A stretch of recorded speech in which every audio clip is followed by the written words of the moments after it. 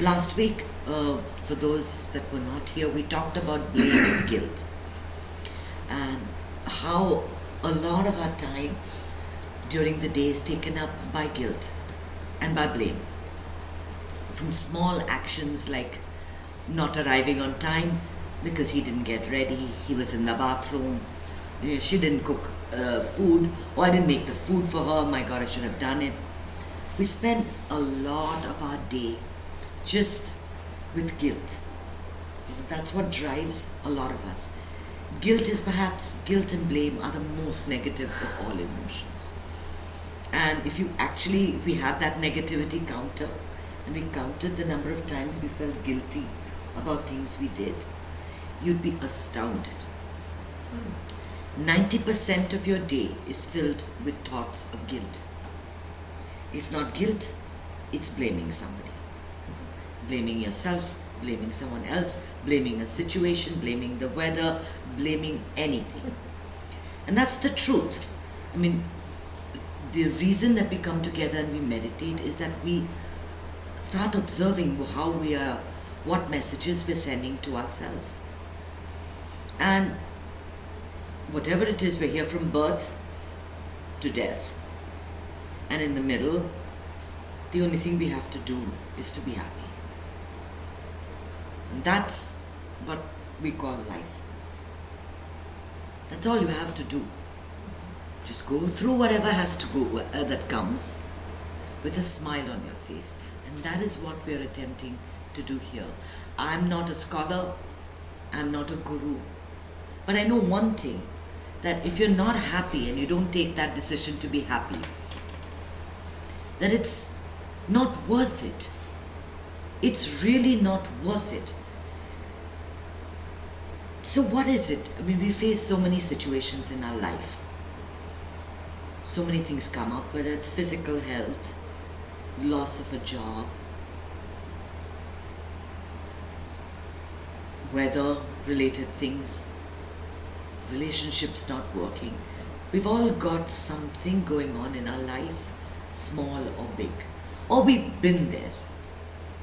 What is it that makes it most unbearable is not the actual event, but it is our reaction to that event. It is how we view that event. That is because we have an internal resistance to what is. We want something to be a certain way. But the messages that we're sending out all day is that, why can't it be like this? Why can't this happen to me? Why can't my life change? Why can't I find a job? Why can't my health improve? Why can't my, I get $1 million? That sends a very negative connotation. I mean, it sort of, your entire life becomes about these negative emotions. You are not accepting your life as it is. Until you accept whatever it is, you cannot surrender. You cannot surrender. Acceptance is the last step in the journey to surrender. It's the last stop. Once surrender before whom? Before, and I'll read out from the book, because I think I'll read and then I will talk about surrender. It's from acceptance to surrender. Surrender is not an act. It is a state of your being. Whether you acknowledge it or not, surrender is there. The wise wake up and see this. The less wise take a longer time. Know that you have no choice. You are in a state of surrender deep within yourself. And that's Sri Ravi Shankar's quotation. Surrender comes with acceptance at a deep level. It occurs in two situations. One is you have abundance, more than you ever need, and in that moment of gratitude, you surrender. The other is when a situation is much bigger than you and there is nothing more to think, say, or do. Such moments culminate in deep surrender. Surrender is your very nature, And when you reside in the self, surrender just happens. It involves absolutely no effort. If you have the thought that you need to surrender to something, then the moment of surrender is further than you think. Surrender will only happen when you have no option. You surrender, and the mind is incapable of labeling that moment as one of surrender. And in that instance, there is only one. Where you are the self, where you are the divine, there is no other. Therefore, the mind ceases to exist. Surrender is that moment of prayer when the silent inner cognizance opens up in true humility. It is a feeling that you are nothing, have nothing, mean nothing. When you close your eyes in deep prayer, drop the ego and offer everything, good or bad, to the divine. It is a private and personal flash where two entities converge and become fused in devotion. It is that epiphany when you hold on to nothing and offer that space to the divine.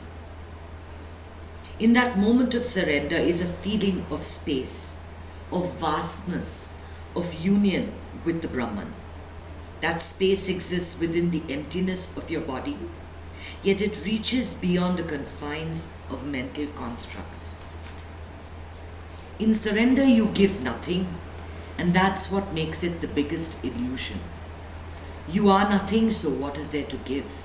You have nothing, so what have you to offer? You surrender to that divine, but that divine is you, therefore you surrender to yourself. The divine is one, only one, so when there is no other, who are you surrendering to? Surrender is really the easiest act you commit, and in that moment, the power of the future becomes tangible. Nothing can hurt you because you have accepted at the deepest level and returned to your source.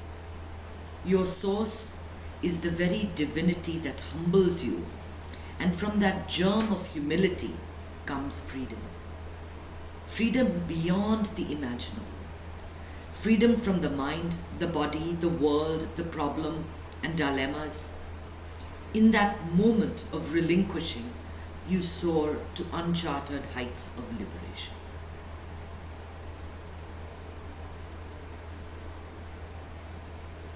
That is surrender.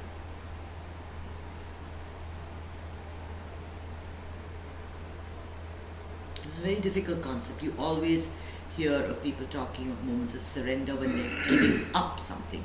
When an army surrenders to another, they give up. But the moment of surrender is one of liberation. It is one in which you're going to feel, wow, everything is just right, perfect the way it is. It just is.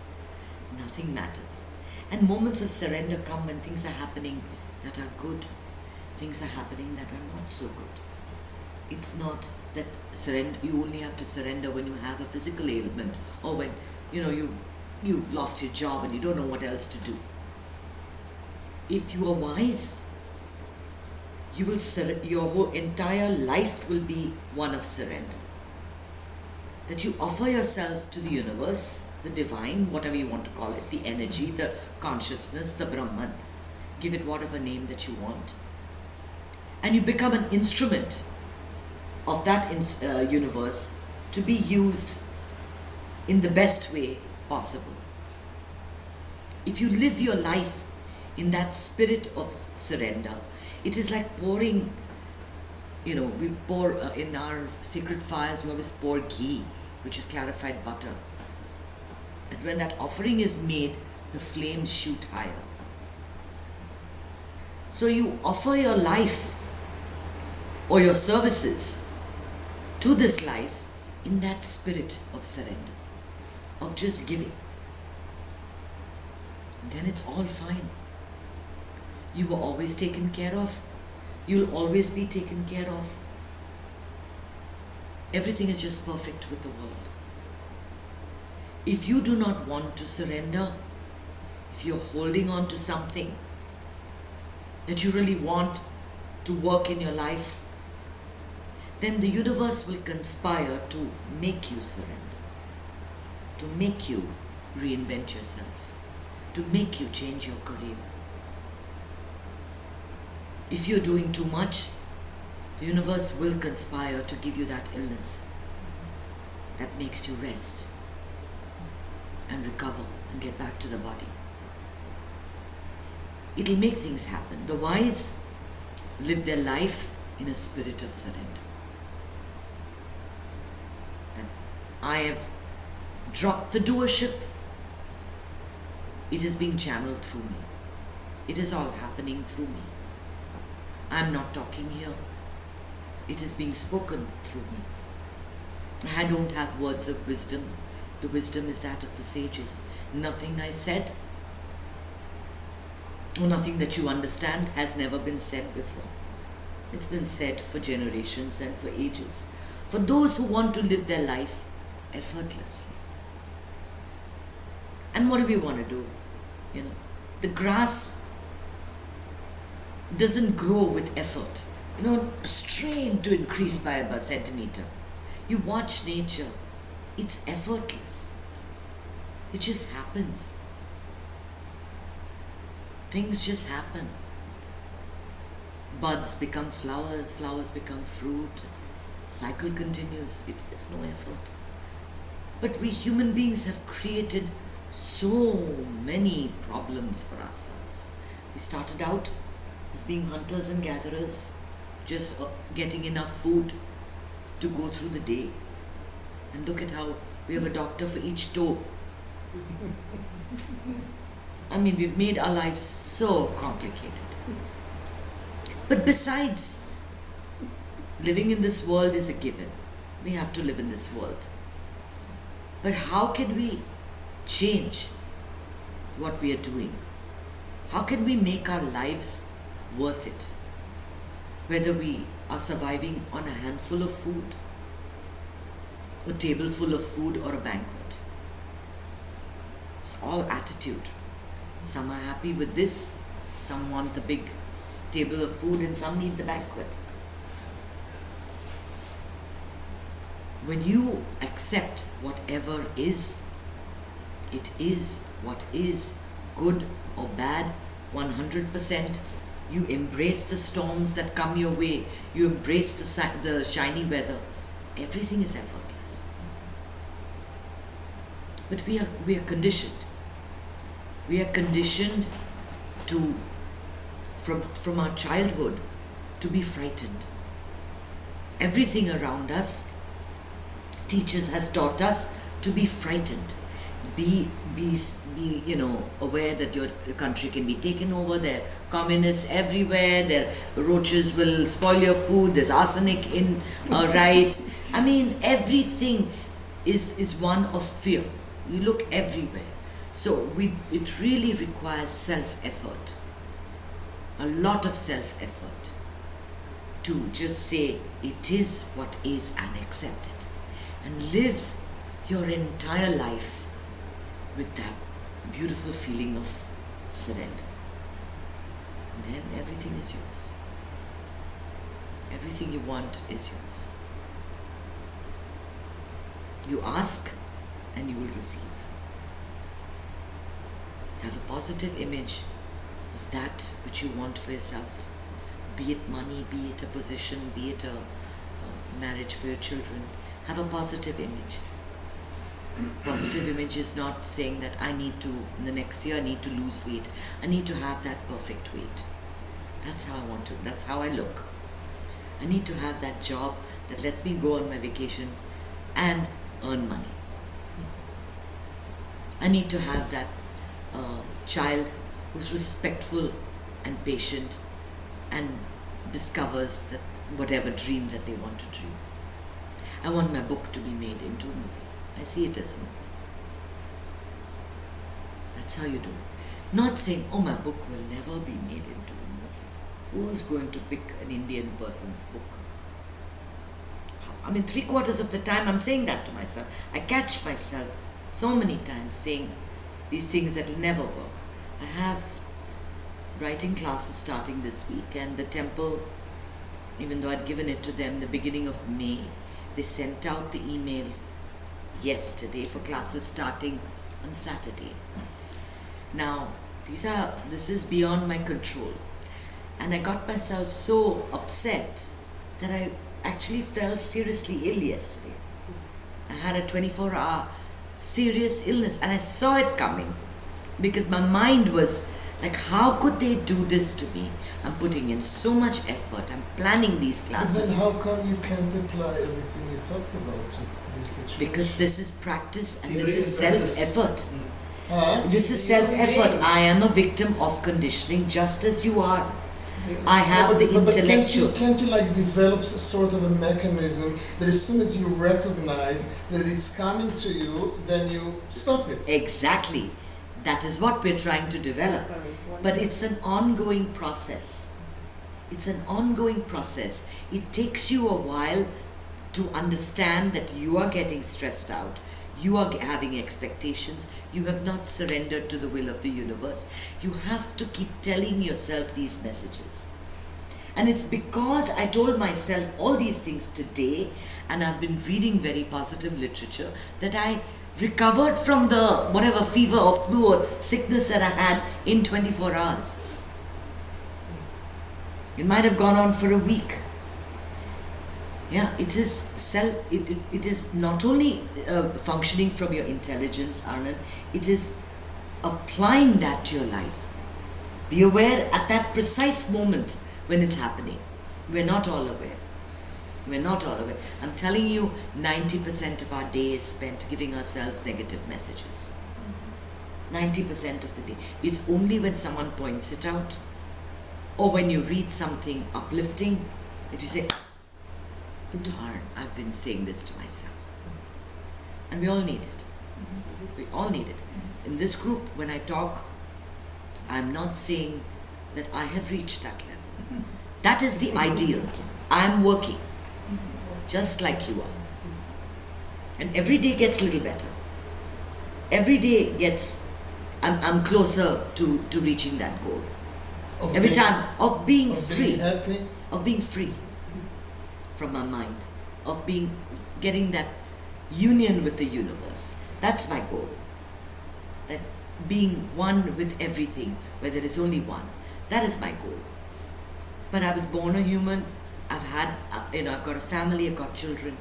I have what they call samskaras in Sanskrit, like things that I have to do. And they tie you down. Sounds like scars. And they tie us all down. Yeah. So it requires self-effort. So it's not pure knowledge. You read the knowledge, then you meditate so that you have that ability to open the portal. The inner portal opens up. Then that awareness comes. You say, aha, this is what I've been doing. Then you take the steps, you pick up the book and you read and say, aha, this is what I should be doing. This is what I should be saying to myself. What's wrong with me? Why was I saying all the other things? So it is all, that's how it works. That's how it works. And yeah, that moment of surrender was there for me today. And I said, if the classes are there, great. Not there, great. I'll write my book. I'll do something else. I'll use this time, whatever material I've learned, to teach it later in the year. Nothing is ever lost. What is suffering? My ego. Okay? My ego. That I studied, did all this stuff, and only 2 people are coming. I feel like an affront. Who is the one that's feeling insulted? My ego. So once you let that all go, you surrender, say whatever, life becomes much nicer. And it's all about making life nicer. Whatever you need to make life nicer without harming yourself is good. So let us resolve to live a life of surrender. Be aware, be cognizant that each moment is one of surrender, is one of liberation.